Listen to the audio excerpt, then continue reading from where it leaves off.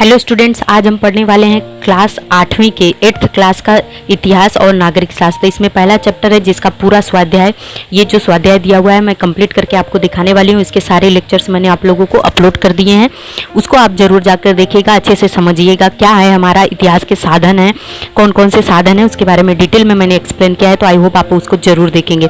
आज हम पढ़ने वाले हैं इसका स्वाध्याय, तो वीडियो को पूरा जरूर देखिएगा। अगर आप नए व्यूअर हैं तो लाइक शेयर सब्सक्राइब कीजिए और अपने फ्रेंड्स और अदर टीचर को भी शेयर कीजिए ताकि उन्हें हिंदी मीडियम का ये इंपॉर्टेंट वीडियो मिल सके और ज़्यादा से ज़्यादा बच्चे इसको पढ़ सकें। देखिए, इसमें पहला प्रश्न दिया हुआ है कि दिए गए विकल्पों में से उचित विकल्प चुनकर कथन पुनः लिखो। तो यहाँ पे कुछ ऑब्जेक्टिव क्वेश्चन दिए हैं, विकल्प वाले 3 प्रश्न दिए गए हैं। तीनों प्रश्नों के बारे में मैं आपको बताऊंगी, लेकिन इसके पहले हम पढ़ेंगे दूसरा प्रश्न पढ़ने के बाद हम पहले प्रश्न पर आते हैं। तो आप वीडियो के साथ जरूर बने रहिए। हम दूसरा प्रश्न यहाँ पे दिया है कि निम्नलिखित कथनों को कारण सहित स्पष्ट करो, जिसमें पहला क्वेश्चन दिया हुआ है कि अंग्रेजों के शासन काल में समाचार पत्र सामाजिक पुनर्जागरण के रूप में भी कार्य कर रहे थे। इसका कारण सहित उत्तर देना है। तो यहाँ पर देखिए, आपके स्क्रीन पर आपको दिख रहा है कि अंग्रेजों के शासनकाल में सामाजिक इसके कुछ पॉइंट्स 3-4 पॉइंट्स दिए गए हैं, जैसे कि साम्राज्यवादी नीतियों का विरोध करते समय अंग्रेजों के शासनकाल के समाचार पत्रों में जन जागरण और जन शिक्षा का कार्य किया। दूसरा है कि भारतीय संस्कृति की महानता का वर्णन करते समय उन्होंने समाज की नकारात्मक रूढ़ियों, परंपराओं तथा प्रचलन की आलोचना की। ये सारे कार्य समाचार पत्रों ने किए थे। तीसरा पॉइंट, समाचार पत्रों ने स्त्रियों पर होने वाले अत्याचार, स्त्री भ्रूण हत्या, बाल विवाह, विधवा पुनर्विवाह आदि सामाजिक कुरीतियों और प्रथाओं पर लेखन करके क्या किया था, जन मत जागृत किया था, मतलब लोगों को जागरूक किया था। इन सभी कुविचारों के प्रति लोगों को जागरूक किया था। इसके बाद लास्ट और चौथा पॉइंट आपको स्क्रीन पर दिख रहा है। अगर आप फटाफट नहीं लिख पा रहे हैं तो स्क्रीनशॉट लेकर इसको अपनी नोटबुक पर आसानी से लिखकर याद कर सकते हैं और परीक्षा के लिए तैयारी कर सकते हैं, एग्जाम के लिए प्रिपेयर हो सकते हैं। चौथा पॉइंट दिया हुआ है, अंग्रेजों के अत्याचार के विरुद्ध लिखते समय ही समाचार पत्रों ने पाश्चात्य ज्ञान, वैज्ञानिक दृष्टिकोण, स्वतंत्रता, समानता आदि मूल्यों का भी महत्व समझाया। यहाँ पे पाश्चात्य ज्ञान मतलब है कि पश्चिमी देशों के जो अंग्रेजों के जो ज्ञान थे, उनके टेक्नोलॉजी जो विकसित हुई थी, कैसे वो लोग ट्रेन हवाई जहाज उड़ा रहे थे और हमारे भारत में ये सब नहीं डेवलप हुआ था। उन लोगों में वैज्ञानिक लोग पढ़ के बनते थे और हमारे भारत में ये सब नहीं था। तो ये सब चीज़ों का भी महत्व बताया था। साथ ही साथ और अंग्रेजों के शासनकाल में सामाजिक पत्राचार सामाजिक पुनर्जागरण के रूप में भी कार्य कर रहे थे। तो ये चारों पॉइंट हो जाते हैं। इसके बाद इसी क्रम में दूसरा क्वेश्चन क्या दिया हुआ है, आप देख पा रहे हैं कि आधुनिक भारत के इतिहास का अध्ययन करने हेतु चित्र फीते अर्थात फिल्में अत्यंत विश्वसनीय साधन माने जाते हैं। तो इसका भी आंसर आपको देखिए यहाँ पर स्क्रीन पर दिख रहा है कि आधुनिक भारत चित्रफीते मतलब जो फिल्म होते हैं वो आधुनिक तकनीकी ज्ञान का महत्वपूर्ण आविष्कार होने के साथ साथ, मतलब ये बहुत अच्छा आविष्कार है, एक अच्छी खोज है।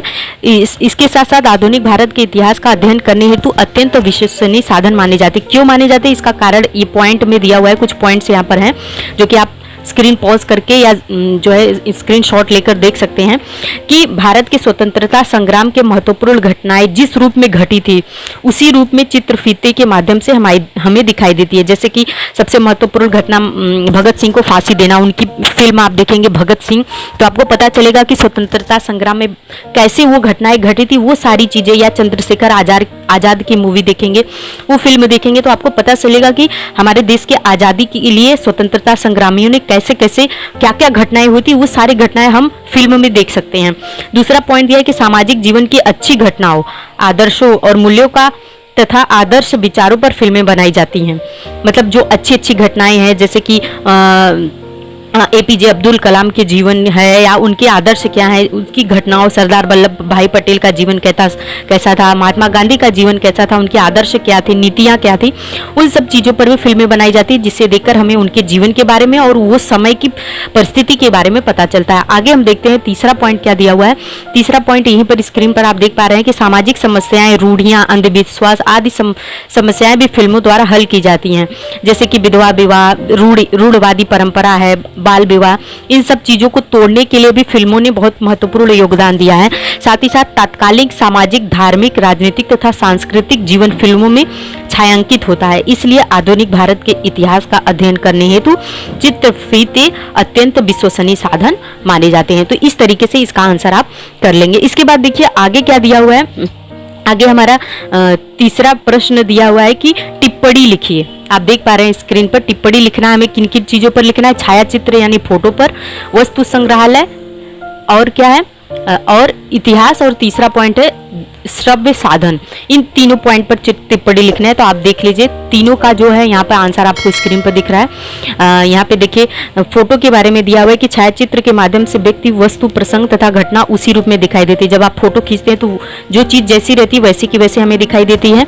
छायाचित्र की खोज होने से पहले हाथ से चित्र बनाए जाते थे और उसमें काल्पनिकता और व्यक्ति सापेक्षा होती थी। दूसरा पॉइंट है व्यक्ति कैसा था, उसका परिधान मतलब पहनावा कैसा था, इन सब बातों की जानकारी छायाचित्र यानी फोटो द्वारा प्राप्त होती है। तीसरा पॉइंट है बीते समय में घटित घटनाओं का छायाचित्र उन घटनाओं का संपूर्ण इतिहास आंखों के सामने खड़ा कर देता है। मतलब कि उस समय के लोग कैसे थे, क्या पहनते थे, वो कैसे दिखते थे, वो सारी इतिहास की बातें हमें पूरी दिखाई देती हैं।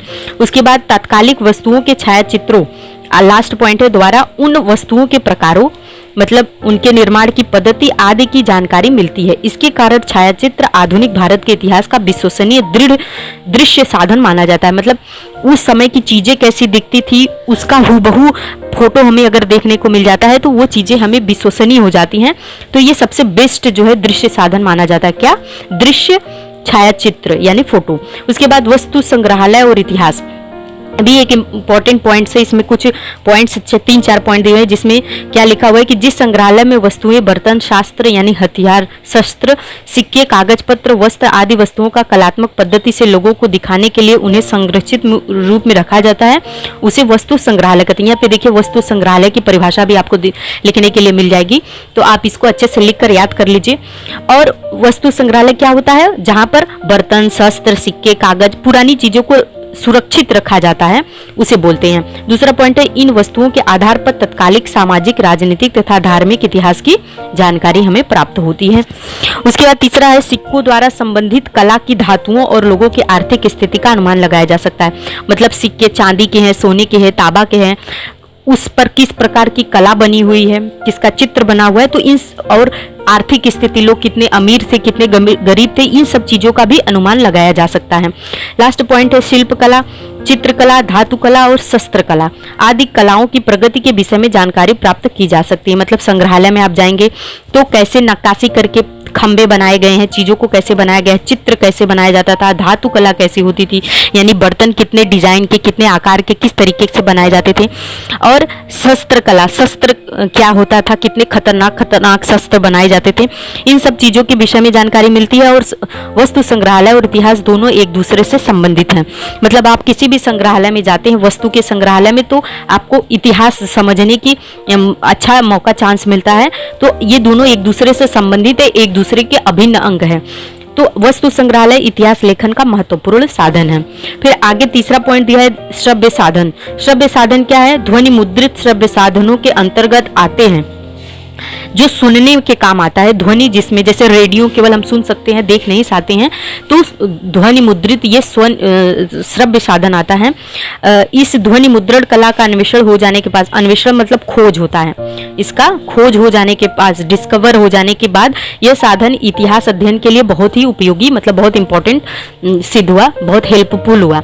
आगे देखिए उत्तम गायकों के गीत जैसे आप रेडियो पे सुन सकते हैं, संगीत, विद्वानों के व्याख्यान मतलब भाषण, और ऐतिहासिक नेताओं के भाषण ध्वनि मुद्रित हो गए हैं। तीसरा पॉइंट है कि रविन्द्रनाथ ठाकुर जो टैगोर थे, उनके द्वारा गाए गए जनगणमन राष्ट्रगीत जो है, और सुभाष चंद्र बोस, महात्मा गांधी के भाषण के ध्वनि फीते इतिहास के अध्येताओं के लिए बहुत उपयोगी हैं। आकाशवाणी पर ये ध्वनि फीते सुनाए जाते हैं।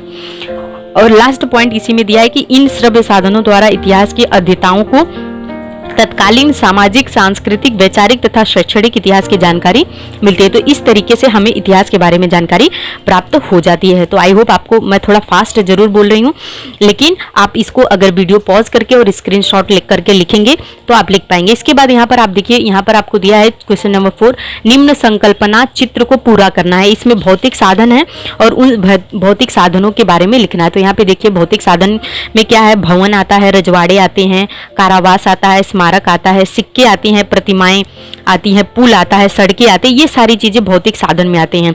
इसके बाद ही बहुत सारे एक्स्ट्रा क्वेश्चन देख सकते हैं कि स्वतंत्रता पूर्व के भारतीय समाचार पत्रों के क्या नाम है। तो ये देख लीजिए, दीनबंधु, ज्ञानोदय, ज्ञान प्रकाश केसरी। ठीक है, तो आप इसको भी पॉज करके इसका स्क्रीनशॉट ले सकते हैं। उसके बाद क्या है, डॉक्टर बाबा साहेब अम्बेडकर द्वारा प्रारंभ किए गए समाचार पत्रों के नाम, मूक नायक, बहिष्कृत भारत, जनता, प्रबुद्ध भारत, ये सारी चीजें उसके नाम है। तो इस तरीके से आप एक्स्ट्रा क्वेश्चन भी कर सकते हैं। अब हम आते हैं, मैंने जो बोला था कि पहले प्रश्न पर आएंगे। तो यहाँ पर देखिए, इतिहास के साधनों में आप देख पा रहे हैं, आई थिंक इतिहास के साधनों में डैश साधन आधुनिक तकनीकी विज्ञान पर आधारित है। तो कौन से आधुनिक तकनीकी? दृश्य श्रव्य साधन। तो इसका उत्तर क्या हो जाएगा? यहाँ पर देखिए, ये लास्ट वाला ऑप्शन जो है, आखिरी वाला, दृश्य श्रव्य साधन, इसका उत्तर हो जाएगा। इसके बाद यहाँ पे दिया है कि पुणे के गांधी स्मारक संग्रहालय में गांधी जी के जीवन के विषय में जानकारी मिलती है। तो अ वाला होगा आगा खां पैलेस, ये पहला वाला विकल्प सही होगा। यहाँ पर क्या होगा? आगा खां पैलेस, ये आंसर आपका सही हो जाएगा। इसके बाद तीसरा पॉइंट आता है कि डैश की 20वीं शताब्दी के आधुनिक तकनीकी का एक अनूठा आविष्कार है। तो ये क्या है? फिल्में। यहाँ पर देखिए, तकनीकी का आविष्कार है, तो ये लास्ट वाला चौथा ऑप्शन फिल्म, ये वाला उत्तर सही होगा। तो आई होप आपने पूरा वीडियो देखा, आपको सब समझ में आया, आप लिख पा रहे हैं। तो वीडियो को लाइक कीजिए, शेयर कीजिए, सब्सक्राइब कीजिए और लोगों को भी बताइए। फ्रेंड्स, मिलते हैं नेक्स्ट वीडियो में, तब तक के लिए फ्रेंड्स बाय।